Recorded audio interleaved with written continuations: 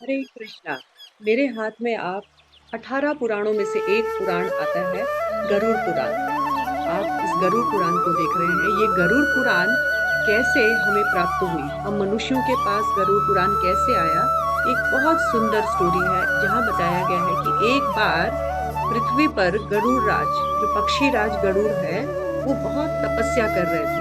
तपस्या करना था उनको भगवान हरि को प्रसन्न करने के लिए, क्योंकि उनकी माँ विनता वो नागों की दासी बनी हुई थी। तो अपनी माँ को नागों के फन से छुड़ाना था और भगवान को प्रसन्न करना था। अपनी तपस्या से उन्होंने भगवान का, हरि का मन तो जीत लिया और हरि प्रकट भी हो गए। हरि ने कहा कि बताओ, मैं तुम्हें कुछ वरदान देना चाहता हूँ, क्या वरदान चाहिए तुम्हें।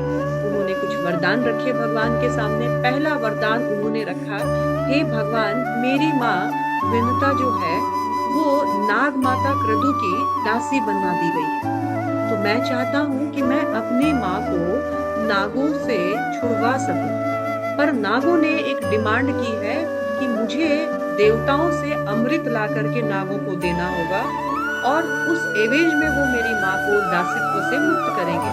भगवान मुझे ये भी वरदान दीजिए कि मैं देवताओं से वो अमृत प्राप्त कर सकूं और नागों को दे करके अपनी माँ को उनके हाथों से छुड़ा सकूं। एक और इच्छा है भगवान मेरी कि मैं आपका वाहन बनना चाहता हूँ। आप जहां भी जाओ मुझ पर सवार होके जाओ। यही नहीं, मैं आपसे बलवान, सर्वज्ञ और शक्तिशाली महान बनने का भी एक वरदान चाहता हूँ। और उन्होंने ये कहा कि मैं एक पुराण की भी रचना करना चाहता हूँ। तो मेरी इन सारी इच्छाओं को कृपया करके आप पूर्ण कीजिए, क्योंकि आप तो वरदेश हैं, आप सबको वर प्रदान करते हैं, आपके लिए सब कुछ पॉसिबल है। भगवान मुस्कुराए और कहा कि तथास्तु। और भगवान ने कहा कि मेरी कृपा से तुम्हें सब कुछ प्रदान होगा। तुम्हारी माँ भी नागों के फन से छूट जाएगी और तुम अमृत भी प्राप्त कर सकोगे। मैं तुम्हें अपना वाहन बनाने के लिए तैयार हूँ और तुम इतने शक्तिशाली, इतने सामर्थ्यवान हो जाओगे कि तुम नागों को भी नष्ट कर सकोगे। और ये नहीं, तुम नागों का विनाश, जो विष है उसका भी विनाश कर सकोगे। सिर्फ तुम्हारे नाम से, स्मरण मात्र से या दर्शन से सर्पों का विनाश हो जाएगा। यही नहीं, मेरी कृपा से तुम, मैं तुम्हें एक महात्म्य बताऊंगा, पुराण सुनाऊंगा, जिसको तुम गरुड़ पुराण के नाम से ये विख्यात होगा। और ये पुराण जो है ये बड़ा प्रसिद्ध और सब कुछ प्रदान करने वाला होगा। ये तुम्हारे ही नाम से विख्यात होगा।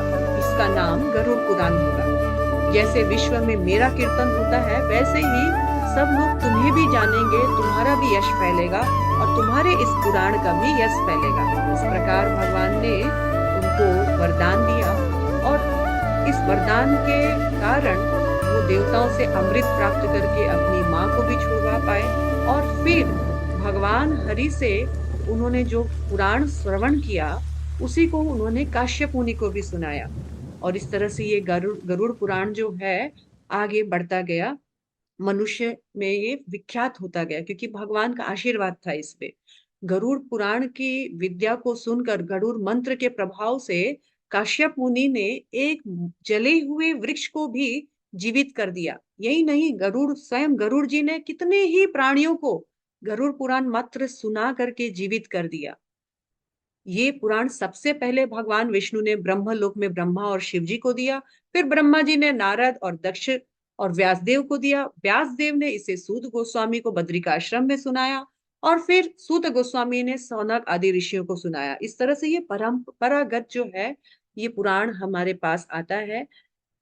हम जब मरे हुए व्यक्ति के लिए इस पुराण का श्रवण करते हैं, एक्चुअली ये सिर्फ उसकी आत्मा का कल्याण के लिए नहीं है, ये इंफॉर्मेशन हमारे लिए दी जाती है कि देखो भैया, मरने के बाद क्या होता है, इस आत्मा का क्या गति होता है। ये आत्मा तो मरती नहीं है, लेकिन तुमने क्या प्रिपरेशन किया है, तुम्हारी गति कैसे हो सकती है और तुम चाहे तो इसको चेंज कर सकते हो। इसीलिए मरे हुए घर पर गरुड़ पुराण सुनाया जाता है, जो साक्षात भगवान हरि की वाणी है और गरुड़ जी के माध्यम से हमारे लिए दी गई है। लेकिन इसको सुनने के बाद भी यदि हम अपने कर्मों को चेक नहीं करते हैं तो हमसे ज्यादा मूर्ख कोई नहीं है। ये ऐसा नहीं है कि किसी व्यक्ति के शोक के लिए सुनाया जाता है, ये जो जीवित व्यक्ति जो बच गए हैं उनका क्या कर्तव्य है ये दर्शाने के लिए हमें उस अवस्था में सुनाया जाता है। Hare Krishna, thank you so much.